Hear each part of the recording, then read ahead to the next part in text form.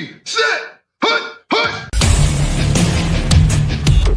As the hills of West Virginia resound with the sounds of Golden Blue football. Almost heaven, West Virginia. Now let's bring on the Mountaineers. Goes around about the 50, the 10, the 5. A touchdown, West Virginia. He did it. He did it. Patrick White. Touchdown, Tay Von Austin. The Don Nehlen's Mountaineers enjoy walking in where angels fear to tread. I think you think that these guys are going to fall over dead for you. Well, I got news for you. They're going to punch you right in the mouth. It's Mountaineer pride! Nothing cheap, nothing dirty, but West Virginia football. West Virginia football. We've no doubt tonight they shouldn't have played the old Golden Blue. Not this night! They've done it. They've done it. A perfect season.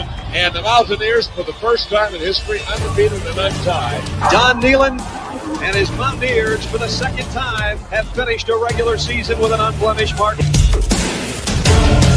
Ain't no stopping the Golden Blue.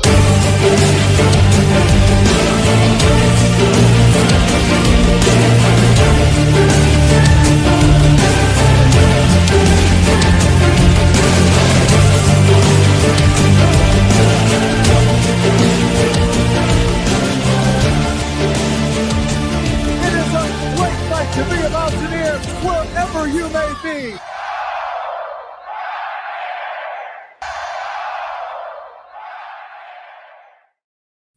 What's going on, Mountaineer Nation? Welcome back into the Country Roads webcast here, July 2nd edition. And we've got a jam-packed show because we're going to talk about both sports here in this one. WVU basketball pulls off an impressive recruiting move. We'll talk about that here on the front half of the show, along with another potential transfer portal target, but a new roster addition for WVU basketball that's going to be a huge piece, not only for the upcoming year, but for the future of Mountaineer basketball. Hell of a job by this basketball staff, Ross Hodge, Phil Forte, and company to pull off this coup and land this recruit alone, but then also getting them to reclassify so you have them for this season. We're going to talk about Amir Jenkins and some basketball updates here in the front portion of the show. Huge news there we should all be really excited about as Mountaineer fans. And then in the back half of the show, we're going to hit on some football topics haven't had a chance to touch on yet. You know, one of the top things there on the list, of course, glossy helmets are back, guys. How excited is that? You know, co-host of the show here, the podcast, Steven, had his bring back glossy helmet shirt. He's worn it on the podcast a few times. Well, I told him he's going to have to cross out bring and put brought on there now because they're coming back, and man, are they beautiful. We'll talk about that a little bit in the back half of the show. And then the other thing I want to highlight, of course, is the Big 12 Media Day participants for WVU. I think there's some interesting choices there, but I think we have to talk quarterback recruiting again. As we're talking this 2026 class, we know it's, nearing its conclusion already. West Virginia with 20-plus names in tow. They have one really talented quarterback in Jaron Hughley already committed, but we knew that there were a couple of other guys that were near the top of my wish list, potential quarterback recruits. Fortunately, both those prospects have chosen to go elsewhere, so we'll talk about that. But there is another quarterback West Virginia is involved with that I think they have a good shot at that's pretty talented as well, and we're going to talk about him in the back half of the show. So there's a teaser for you, just a little bit of everything that we kind of have on the docket. Might not have even included everything there because, like I said, it's a jam-packed show here. Got a lot to get to. We'll talk basketball at the front half, football at the back half. Appreciate you guys checking this one out, whether you're watching live or whether you're watching after the fact on a playback. If you're here live, if you're on Facebook or Twitch, be sure to come over to the Country Roads Webcast YouTube channel. Subscribe here so you can get access to the additional content we put out besides these live streams. Just put out 2 football roster updates back on the 29th and the 30th of June, really detailing the entire football roster, which pretty much is now finalized. You need to come over to the YouTube channel to check those out, but appreciate you guys that do watch on Facebook or Twitch. And you guys that listen on the audio side, you can help us out. Leave us a rating. We're on any podcast platform you like. If you listen there, we appreciate that as well. If you're here live, got any thoughts, questions, comments, throw them in the chat. I'll try and address some of those before we wrap up. But if you're watching after the fact, you can drop them in the comment section. Appreciate that. And whether you're watching live or after the fact on that playback, you can still help us out by hitting that thumbs up button here on YouTube. That helps a ton with that YouTube algorithm, helps this video find more Mountaineer fans like yourself. So with that out of the way, let's talk about it. Let's lead off right away with, the huge news that came out, and that is West Virginia landing Amir Jenkins. What a job by the Mountaineers. He came in on a visit, I guess it was a week or two ago. And I didn't really report on it a ton because, he was a 2026 recruit. So I'm like, I don't want to get ahead of myself with covering the 2026 WVU basketball recruiting updates, especially if it's not a commit. I don't want to cover all the visits. So I didn't really think too much of it because I was like, well, that's for down the line. We're still trying to figure out the roster for this upcoming season. Still have a few spots to fill there. Well, lo and behold, not only does Amir Jenkins commit, but he reclassifies. He's going to be playing this upcoming season. So he goes from being a potential 2026 recruit to being a 2025 recruit and becomes the 4th freshman that West Virginia will have on this roster. And check this out, guys, the 2nd top 100 freshman they'll have. We have Jaden Forsyth, who we've added, and now we have Amir Jenkins as well, which really fills a need as a reserve guard that we've talked about West Virginia needing a reserve guard and needing a reserve big. Here's a point guard for you, a true point guard. Is he going to start over Jasper Floyd this year? Probably not, but he's going to get his fair share of minutes, and he is your point guard of the future for sure.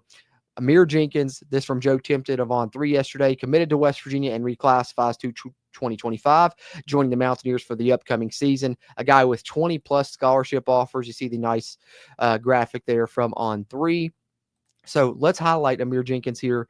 I'm going to pull up his 247 page so I can show you guys how highly rated he is, because check this out. First of all, he was even more high rated in 2026. He took a little bit of a drop because he's coming in so young now, but still, even reclassifying to 2025, this is a 91 grade, nearly a 97 grade on the composite, 4-star player, top 100 recruit in the nation, nearly top 80. If he'd have played this out and ended up being a top 26 recruit, this was probably going to be one of the top 50 players in the entire nation in the 2026 class.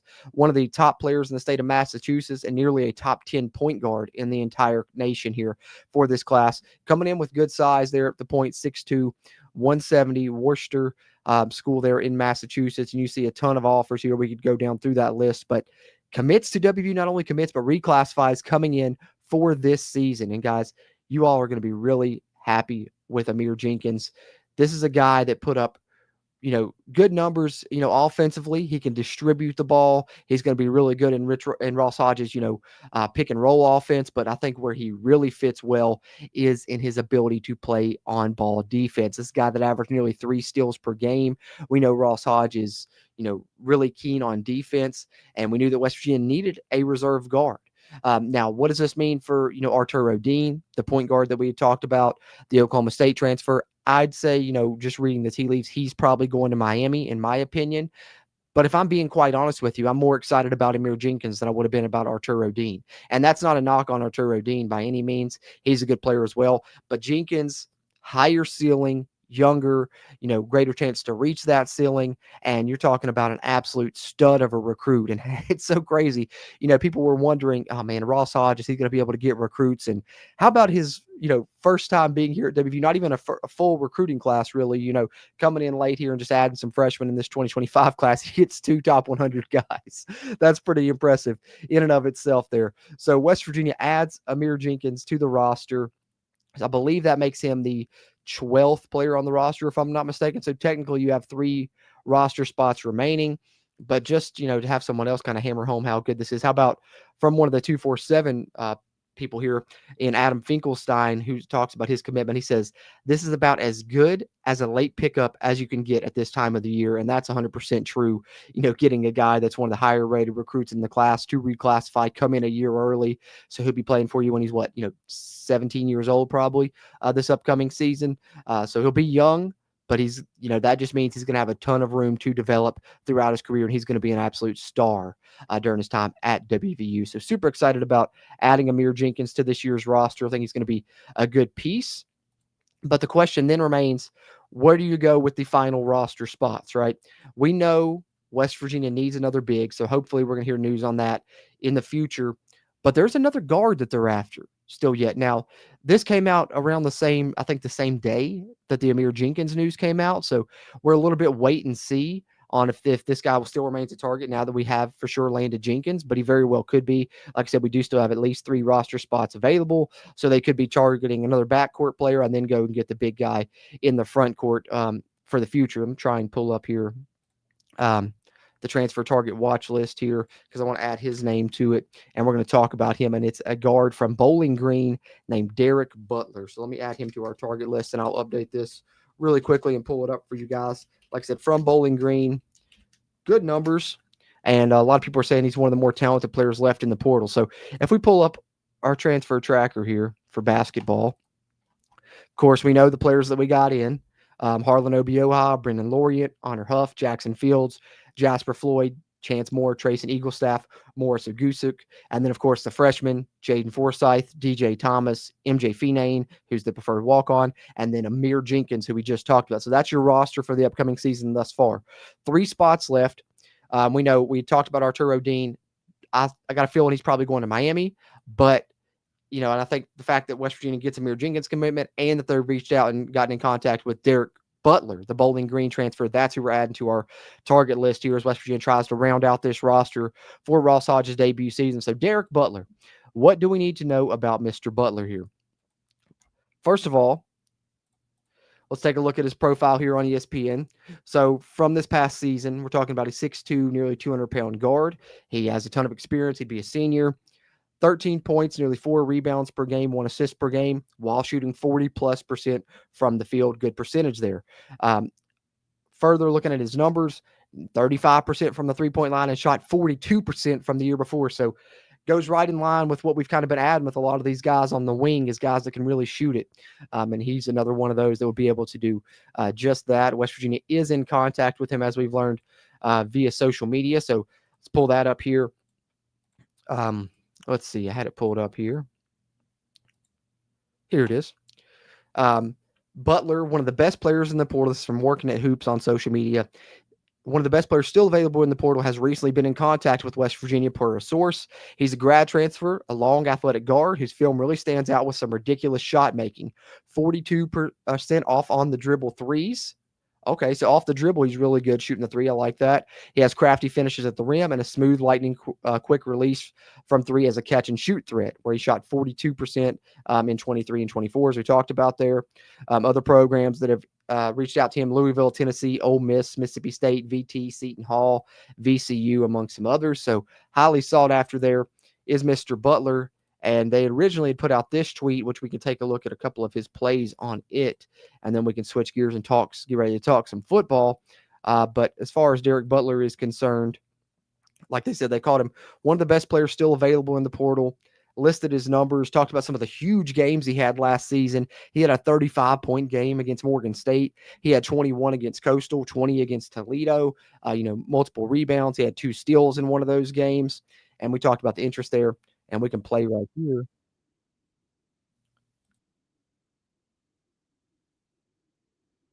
Okay, so you can play above the rim a little bit too, as you see a couple of the first highlights there being dunks.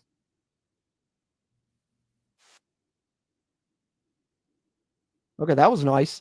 Nice little off the dribble move, got around the defender.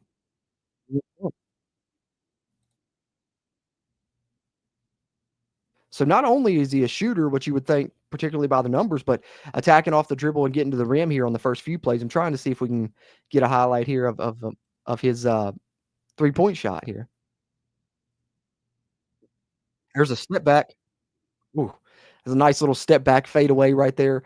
Contested shot, still able to knock it down. Looks like he's got good form there.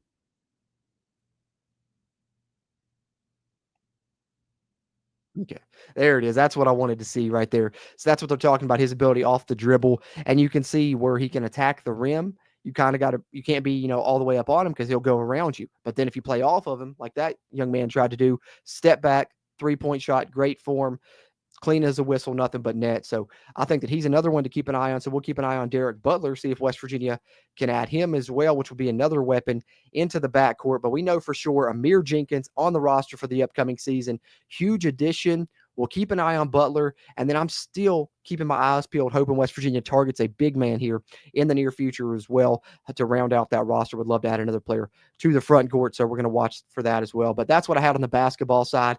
Huge news with the addition of Amir Jenkins, a top 100 recruit. That makes 2 top 100 freshmen joining the West Virginia roster this season, and we'll keep an eye on the Bowling Green transfer, Derek Butler, and any other basketball transfer news that comes out. I'll keep you guys up to date here on the CRW, but that'll do it on the basketball side. We'll switch gears, talk a little football. We'll take a swig of my coffee, and then we'll do just that.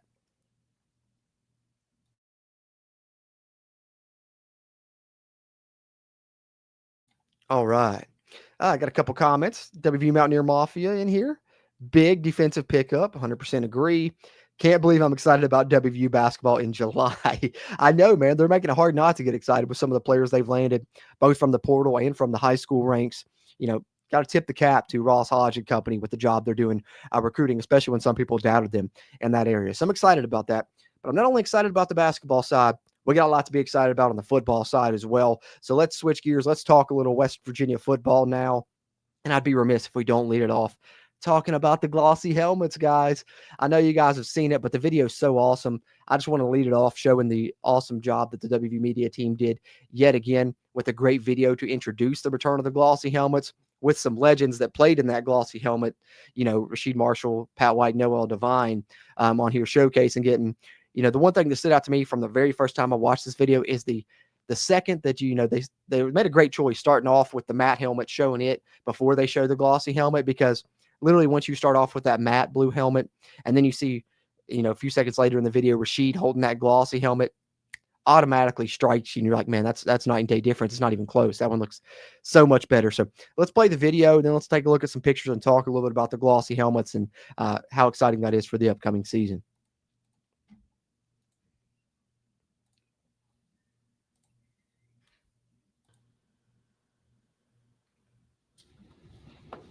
Coach, hold on. What's up, Got something Dan? here for you to take a look at. Hi, Danny. It's not bad. Matted blue. All right. You got anything else back there? See, you might have something back here. I like it. This thing looks real familiar. Yeah, that boy remind me of the good old days. Let's go. The old gold and blue. I think Danny needs us. Check it Got the old out. shine back. Love it. It's back. The glossy blue. Boy, Dan, I'm just telling you, that's a sharp looking hat right there. I think the guys will love it. They'll love it. They will. There's the shot, right? They're back. Look at that. Look at that beautiful shot. And we'll take a look at some pictures here. But I honestly think it looks even better now than it did, you know, when we had it back in the day, because now you got some upgrades with the front plate and the back plate with the gold. I like both of those, but man, is that thing not striking? Just look at the shine coming. I mean, you could put that thing in any light. You can put it under the lights at a night game, daytime, inside with the fluorescent light. It doesn't matter. It shines. It's got those gold specks, that glossy paint, man. It's so much better. Super excited. I know a lot of people are as well. So let's pull up some pictures. Let's talk further about it here, because I think there's still some questions, right? Is this going to be the only blue helmet that we wear now, as they're completely doing away with the matte? I would say that's the case. If we wear a blue helmet, it's going to be the gloss. Now people are wondering, you know, is the gold helmet going away? Is the white helmet going away? You know, we're still going to have the coal rush.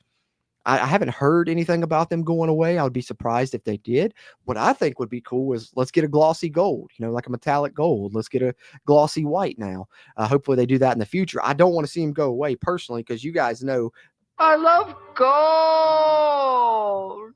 That's my personal favorite. I know I'm in the minority there. I do love the gold, but man, that glossy blue is sharp. As you take a look at some pictures here. Right there, that's nice with it in the sunlight. And then right here, this pic right here sold it. Just looking at the up close with the gold flakes on that glossy blue. My gosh, is it pretty? It's so pretty. Gotta love it. Gotta love it.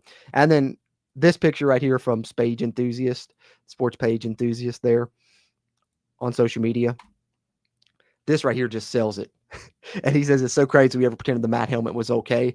And, you know, I think the reason we could is because you weren't seeing them, you know, side by side. You were seeing it by itself, and by itself it's fine. But when you see the two side by side and compare right now, it's no contest. That glossy blue just absolutely crushes that matte helmet. So super excited to see the glossy blue back, and just, you know, hoping we still keep, you know, a little bit of variety with the helmets, because I enjoy it. And I know the players enjoy having options, and recruits enjoy having options as well. So, you know, hoping we still keep the gold and the white as well, even if we turn them glossy, which I think would be awesome. We've never had that, right?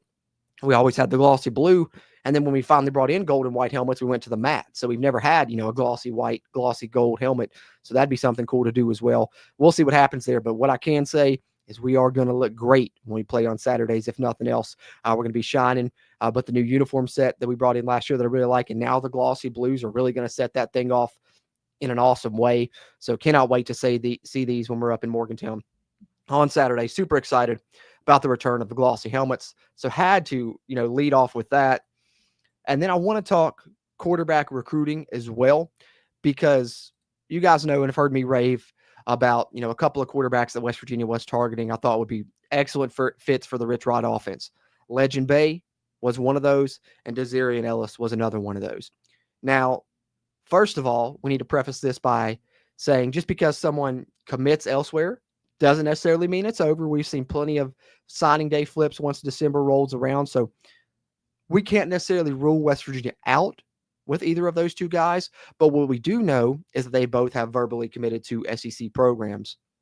Legend Bay verbally commits to Tennessee.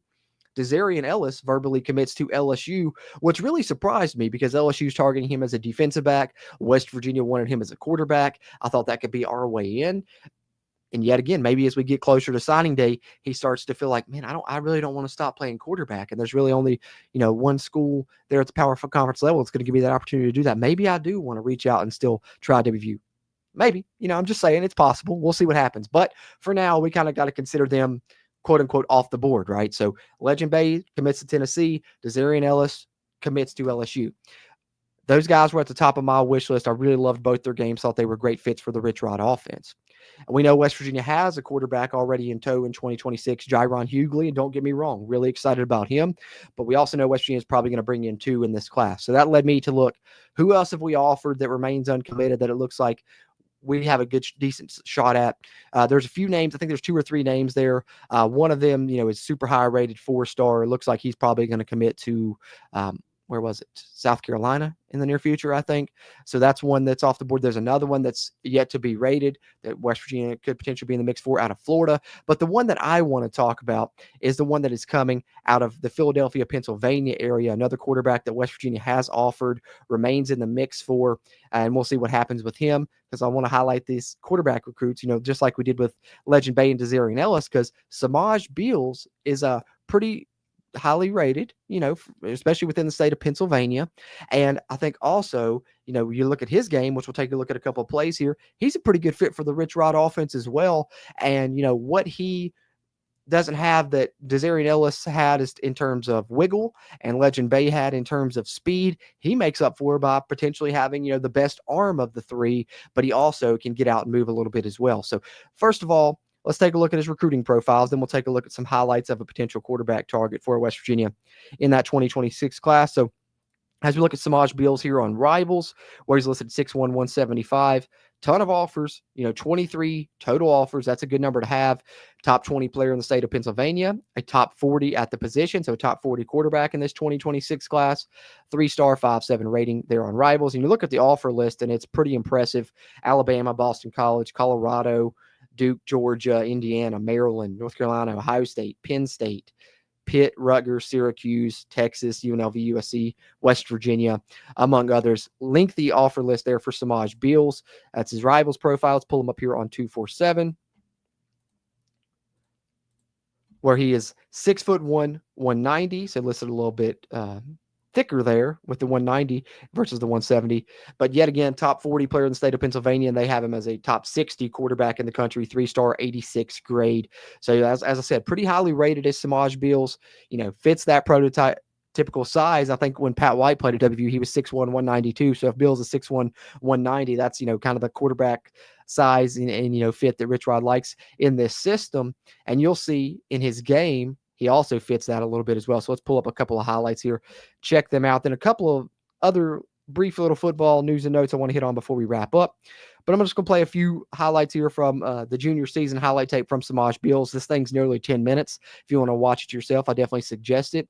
But we're going to start off here with, a highlight of a, read option play, which is something that he would be running, of course, in Rich Rod's scheme if he wasn't to choose to commit to West Virginia. But we could see how he fits in that. And I think on a couple of these plays, you're going to see his legs. I tried to, reach through here and highlight a couple of those because the first minute or so of his highlight tape is nothing but him just putting deep balls on the money, which is great as well. But I wanted to highlight a little bit of, the multifacetedness of his game, if you will, because this is some stuff that we'll need in the Rich Rod scheme. So let's take a look here. Samaj Beals, a potential quarterback target for West Virginia in 2026 as they look for that second quarterback that they're going to add to this class with a couple other targets off the board. Beals maybe moves up a little bit. So let's take a look here. So you see this? It's just straight split, kind of give you the look of a split zone. But really, I think this is more of a designed QB run because the guard's pulling that way. Everything's coming his direction. I'm sure he has the ability to, if they play it different, to hand it off. But if it is a read, he makes a correct read. If it's designed run, it's designed well, blocked up well. So he's, 5 yards down the field before he encounters anyone. But this is then, of course, where you get to see him utilize that speed a little bit because guys in front of him, guys with angles, and you see a little bit of his, agility here as well. You see him right there. That's great vision to see, okay, I got a little gap here. If I can hit through that gap, I can probably outrun these angles to the end zone. And he does just that. So you see, he definitely does have the speed. Don't let me knock him by saying, he's not as fast as Legend Bay and maybe not as twitchy as Desarian Ellis, but he certainly have his fair share of speed as well, as you'll see a little bit here. So here he is dropping back. It's not there. The pocket collapses, doesn't panic, steps up at first, then it collapses inside, gets outside, and makes a play, gets into the end zone. There he is again, running into the end zone on that one. And here you see a little bit of the throwing arm. How about that throw? Now, that's a perfect ball on a post route, fitting it in between the corner and the safety as well. Watch this pass. Let's go back to it one more time. I went a little bit too far, but that's okay. All right. So right after this touchdown run that we watched, we're going to watch him here. So here's what he's got here. He's got 4 wide receivers in the route, halfback staying in to pass protect, defense sending in 5. So he's got, plenty of time in the pocket. And watch him here. Sees it coming already, steps up right there into the pocket, which is it's a great pocket for him. And then watch him deliver this throw. He sees his man, knows he's about to break on this post route. He's got all this screen in between the linebacker and the safety, but he's got to put it in the right spot. He underthrows it. This linebacker can make a play on it. He overthrows it, puts too much air on it. The safety can come up, hit his receiver. So he puts it right in the hole and hits his man in stride to the point where this safety now is out of the play and he's going to run this thing for a huge gain. So that's a perfect, not only, knowing who's going to be open on the play, but he shows, great awareness to, hit his man in stride, know where to put the football, throw his man open, so to speak, throw away from the defense. So, like I said, that's just a handful of plays from the Samaj Beals highlight reel. Like I said, it's 10 minutes long if you want to check out the full thing, but I'm impressed there, both with what he can do with his legs and what he can do with his arm. Still keep an eye on Legend Bay and Desarian Ellis, although they're verbally committed. We'll see if West Virginia stays in contact with them. But I think Samaj Beals is a really good quarterback as well, and West Virginia could do a lot worse if they add him as their potential second quarterback in this 2026 class. We'll see where West Virginia goes with that. I already have Jaron Hughley, but we'll keep an eye on the 2026 QB targets beyond that. And, of course, any other commits that come in as West Virginia gets close to wrapping up that ever-impressive 2026 WVU football recruiting class. Other than that, I have a couple other really quick updates I'll get to, and then we'll call it a show.